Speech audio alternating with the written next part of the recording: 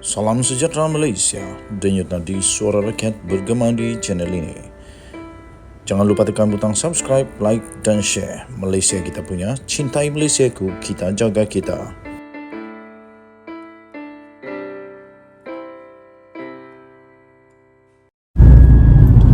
Salam sejahtera Malaysia, denyut nadi suara rakyat bergema di channel ini. Ini sesuatu yang amat mengejutkan dan baru saja diumumkan sebenarnya ya tuan-tuan dan puan-puan yang dihormati sekalian, berkenaan dengan calon Perdana Menteri. Rupa-rupanya memang sah PAS tidak akan mencalonkan Hadi Awang sebagai Perdana Menteri. Malahan itu telah dinafikan dengan keras oleh Taqiyuddin. Persoalan pertama saya tentang perkara ini ialah mengapa mereka menafikan sekeras-kerasnya perkara tentang kononnya Hadi Awang adalah Perdana Menteri yang telah tular kononnya satu kenyataan rasmi menggunakan letterhead daripada pusat PAS menyatakan kononnya Hadi Awang adalah calon Perdana Menteri, dinafikan oleh PAS. Persoalannya, kenapa dinafikan? Adakah memang mereka tidak mahu Hadi Awang menjadi Perdana Menteri? Bukankah secara tradisinya seorang ketua parti politik itu sepatutnya kalau berkuasa dan paling berkuasa di dalam politik Malaysia, selalunya beliau akan menjadi Perdana Menteri. Maksudnya, sekiranya PAS berjaya menumbangkan kerajaan perpaduan Datuk Seri Anwar Ibrahim dan buah fikiran titah daripada Yang di-Pertuan Agong ini, dan PAS menjadi parti paling dominan, mereka tetap tidak mencalonkan Hadi Awang. Itu soalan yang cukup besar. Mengapa? Kenapa? Adakah Hadi Awang memang tak layak untuk jadi Perdana Menteri?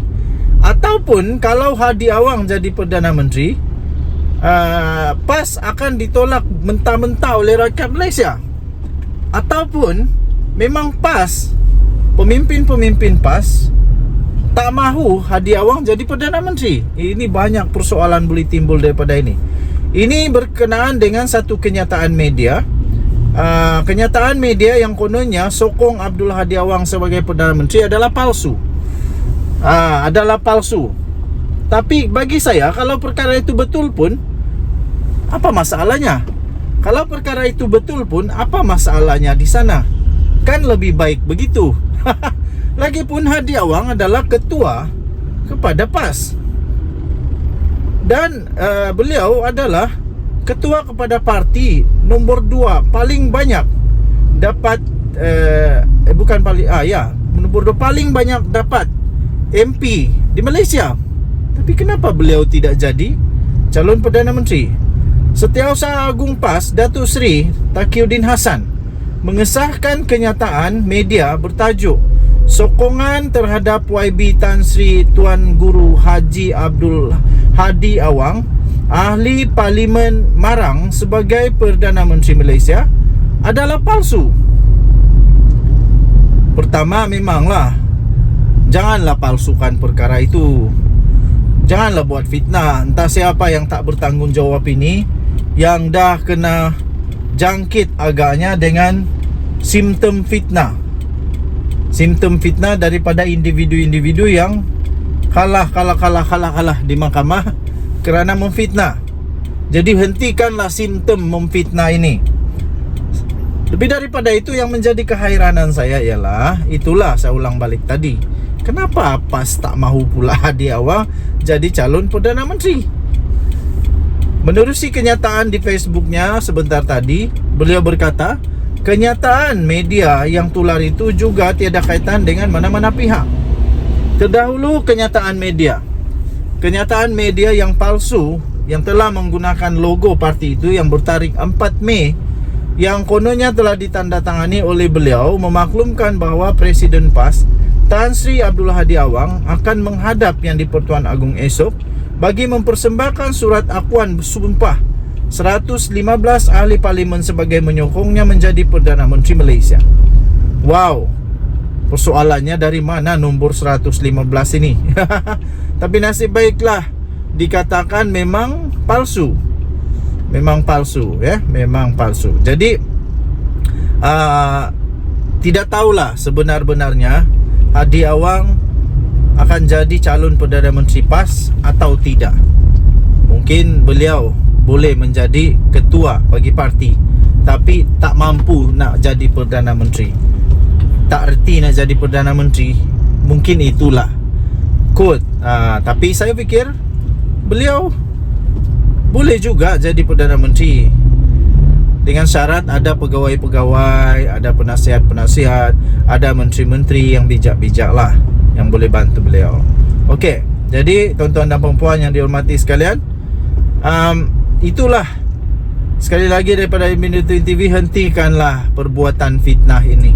Hentikanlah berita tak betul ini, mengedit dan sebagainya. Saya pun tak pasti kenapa ada orang yang buat macam begini. Okey, so Malaysia kita punya, cintai Malaysia aku, kita jaga kita. Jangan lupa untuk tekan butang subscribe, like dan share. Bye-bye. Salam sejahtera Malaysia. Denyut nadi suara rakyat terus bergema di channel ini.